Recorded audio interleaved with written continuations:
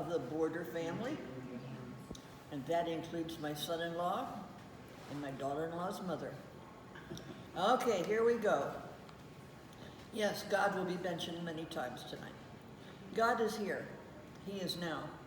And he was there on my journey, started in 1933. Because I came into this world in 1934. Now, my mother couldn't keep me, so I was put up for adoption, and I soon had a new mom and dad.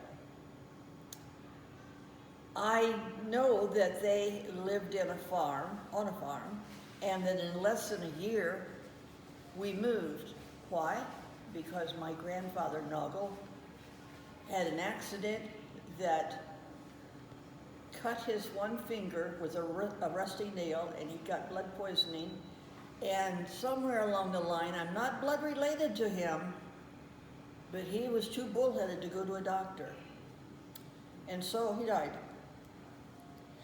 Well, Mom and Dad moved into Grandma's house, and my dad would be very busy working on the fields, working in the farm itself to upgrade the barns and the other buildings, and to trim the trees, and all his carpentry work took off from there, of all the work he had to do, and he learned it by hands-on.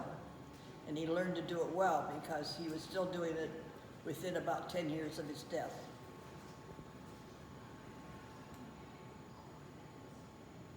Now, he had to chop down a lot of the forest, and I say forest because the trees were a tremendous amount. And he would cut down trees so that he would be taking down, like what my son Larry did, the ones that could be taken down and turned into firewood, but he didn't want to harm any of the trees that were really healthy. And so he did this. Then he had made himself a sled that had the metal runner outside of the wood that he made for a frame for a place for that to go. And then this big sled, put a long rope on it, hooked it up to his horse, and he would haul all of this wood with his horse, and he'd be walking beside the horse. Our horses on the farm were not for riding. They were work horses, and they never had anybody ever sit on them. Now, he chopped this wood up in the kitchen stove, the old kitchen range that I know Diane must remember from way back. The old wood burning kitchen range with a reservoir on the end, and that reservoir held enough water, hopefully to keep you in hot water all day. But this was a good thing, because this hot water was used for doing the dishes, taking a bath, and then you'd have to heat it for the nighttime baths. But Dad would have so much of a bath in the morning after he had did certain work, like going out and milking the cows. And there were certain animals he fed. Then he would come in and have a big breakfast. He had to have his cereal first. Then he came in and had to have his hot breakfast, which Mom would fix for him gladly. Then there was a living room stove. It was called a heatrola. And he had to fix wood just the right size to fit in that body. And then there were the plank walks. We didn't have concrete or stone in those days. And Dad was kind enough not to make them just wood paths or sand and mud paths, but they had wood planks. They were wide, about the size of what Tim used when he did footers. They were thick and they were very wide. And they didn't last that long because you had to turn them over as they started to bow up. And you was walking with 1 foot in and 1 foot out, and that wasn't fun. So he had to keep that done. Now, my mom was always busy fixing meals, washing clothes and bedding, and fixing meals, washing the clothes and bedding, and in a round tub that was wooden slats with a couple metal bands around it, and how it was glued together or whatever, I don't know, but that's what she used for washing, with a nice big, Diane, what did they call that? All I can think of is a rug board. What was that called? Washboard? Washboard? Washboard. Rug board, washboard. Okay, that'll do. Thank you. And then she would have another tub that she had for clear water, and she had this strange looking rollers for taking out the excess water out of the clothing. Besides that, by the way, anything that can be boiled on the stove in a great big oval shaped tub. Thank you, I couldn't think of the word. Tub. And you boil the water in that, and she would scrape off shavings of lye soap and put in there. And then she had some other kind of soap she put in there. And she would boil that on the stove, and that's how she'd get Dad's really dirty, white, light colored stuff clean.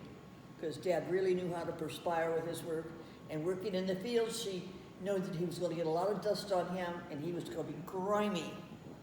And Mom kept his clothes looking nice. His nose rags, as he called them, the red ones and the blue ones are always clean, but the white ones, they just sparkled. I better get back to my notes. I'm getting carried away again. Shame on you, Barbara. All right. So after she did all this laundry, she had to dry it. Well, she didn't get to stuff it in a machine. She had to carry the heavy stuff out to the clothesline. And the clothesline, by the way, was sagging almost to the ground. And Dad had taken a couple of pretty good sized sticks, put a couple nails in the one end so that he could put the clothesline between those little nails and prop it up so that the clothes would not touch the ground. And I thought that was quite an invention. And my dad did it, so it was special. Well, besides doing that, and the scrub board, I talked about that, and getting the clothes clean, and let's see, talked about the ancient wringer, and then you can't get tired yet, because you must have put the clothes that have been sagging on the clothesline, you gotta go out and take them down. Now then, my mom didn't just grab them and stuff them in a basket. She saved herself one more step. She took the clothes, and when I learned to do it with her, I learned what she was doing and why. You had to fold it a certain way so that the next day you could iron the clothes. And what dampness was on the clothes would go throughout the clothes enough that they would iron very nicely. And so she'd saved herself a step of having to put the dry clothes out on the table and sprinkle them and then roll them up and have another day to go. So that would be taken care of. Well, then it was time for noon, and she had to hurry and get Dad a good lunch. And ladies, he didn't settle for a sandwich. And Mom and Dad never had a soft drink in their home. They had coffee, they had tea, and they had good old well water, and that was it. Well, something else I wanted to mention about cleaning up after a meal, and that was washing of the dishes. Now, I know Diane can probably fill in all the blanks on this, but the reservoir, I forgot to tell you, that water you had to scoop out so much and put in your great big pan, granite that had lots of chips on it, and do the dishes. You didn't put them in the dishwasher. You didn't rinse them first and put them in there. Mom didn't do that. But Mom had something that she used that she wiped everything so it looked like you just licked it clean. And then she washed it, put it in another big tub, and in that tub is where I had to carry the water over and put a coffee mug of water over each bunch of dishes in the drain tub. Then I dried them. Guess what I dried them on? I dried them on feed sacks. Those feed sacks used to be sugar bags and flour sacks. And they usually came in a pretty print, pretty designs on them. Knowing the guy behind this was really smart. He knew that by people buying the sugar and the flour were gonna really buy them because they would have nice material that they could make baby clothes. Yes, baby clothes. Pretty bibs, you name it, they was creating. And this went a long way. Oh dear, let's get back to the notes. Let's see, where was I? Well, we took care of the sagging clothesline. In the noon meal, oh, our Dad had to work up a good appetite for that, I'm sure. And then the cleanup, we talked about that, and the dish pans, and the draining. Now let's go on to what happens after you got the dishes done. Because boy, that was just the beginning of the afternoon. She'd get all the laundry done. By that time, it was time to take it down and fold it. And I told you about the flour sacks and so on and so forth. Then I can remember the ironing day. That was really neat. Weren't those things called flat irons, Diane? And you put them on the stove and left them get heated hot enough so you could iron for a little bit. Then you had to put it back on the stove and get another ironing, flat iron, and then you ironed a little bit. We always had electric iron, as far as I can remember. Really? Oh, not in our house. No, we didn't have electricity yet. We still had the lamps that were fed by whatever it was Yes. that came down, and you had the globe and everything there, and then you tune it down low or turn it up high. No, we didn't have electric We lamps had yet. electricity. No, I did my schoolwork for a good number of years with a lamp. In fact, I think Tim got the lamps for a while. I don't know if you ever kept them or not. I have no idea because I didn't care. I just knew I didn't have to worry about taking care of them anymore. They were a nickel-plated Kerosene lamps. kerosene lamp. Yes, kerosene lamp with a green shade, but the green shades with the white lining disappeared somewhere along the line. I think they got broken. But that's how I did my schoolwork. Oh, back to my notes. Let's see. Where are we now? Well, we took care of the wood-burning stove and the irons. Oh, I got to iron my dad's hankies. I even ironed his socks. Did my dad want his socks and his hankies ironed? He could have cared less.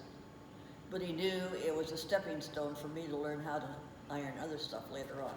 And Mother was scared to death that I might drop the iron and hurt the iron. No, hurt myself, I guess. All right, now because of all these baking messes that we would make because of the ironing, you'd iron so much and have to wait till the other flat iron got hot enough, you had time to bake a pie. And Mother wouldn't let me near the counter when she was getting ready to make a pie. She wanted me out of her way.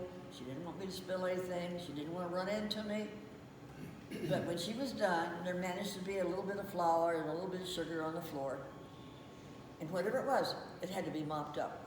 Well, she couldn't stop there. She wanted the whole floor to look clean. Now, when I was big enough to pump, an old well pump, I'll never forget, Mom and Dad did the milking. But in the meantime, there was a sawed-off 55-gallon drum. And that drum was used for me to pump water. And I was young enough that that pump handle just gained weight the longer I pumped. And that went in this big can. And I found out later it was a 55-gallon drum, sawed off the top. So the milk can, which was a tall metal milk can, would fit in there, and it would just bob all over the place until it got milk in it. So I couldn't put too much water in and say my job was done.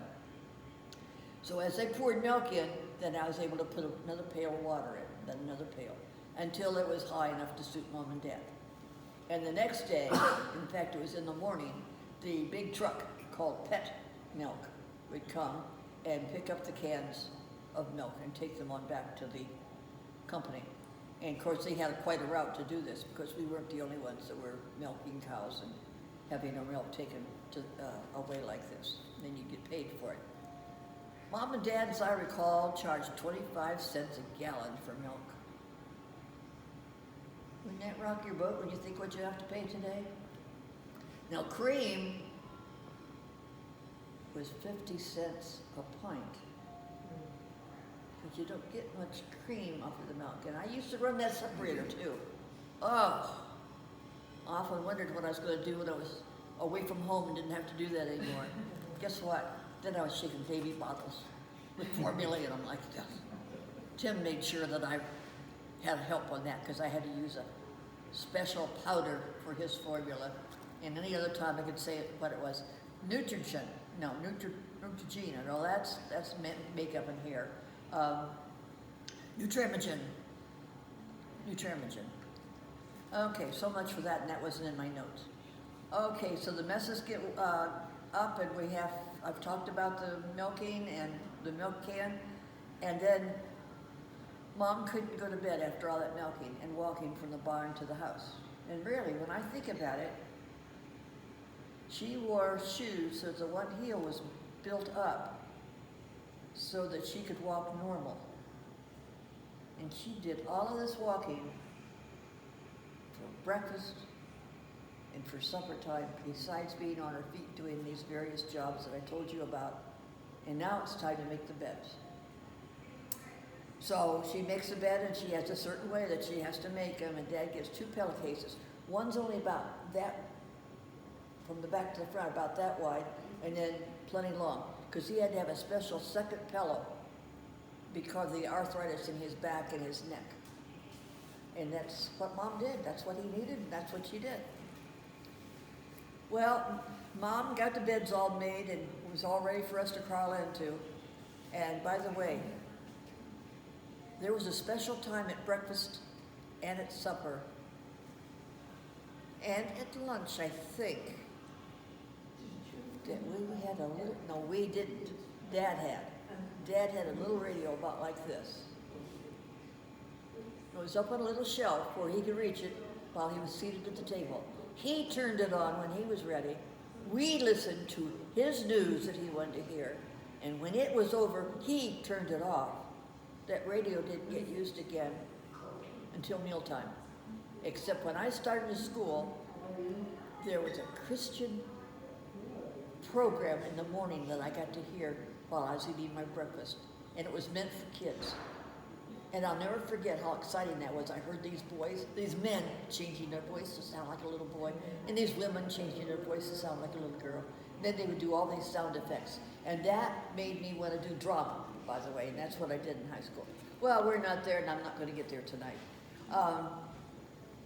And after all this was done, I had another job to do, but I had a monster that always scared me.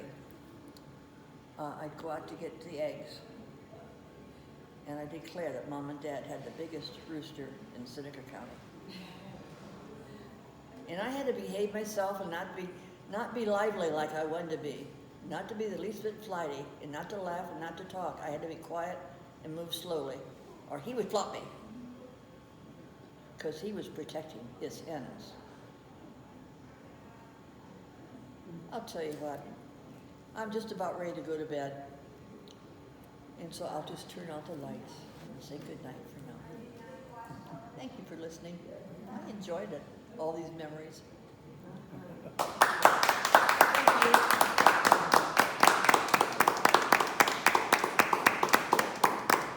Very good, Mom. And some of you kids remember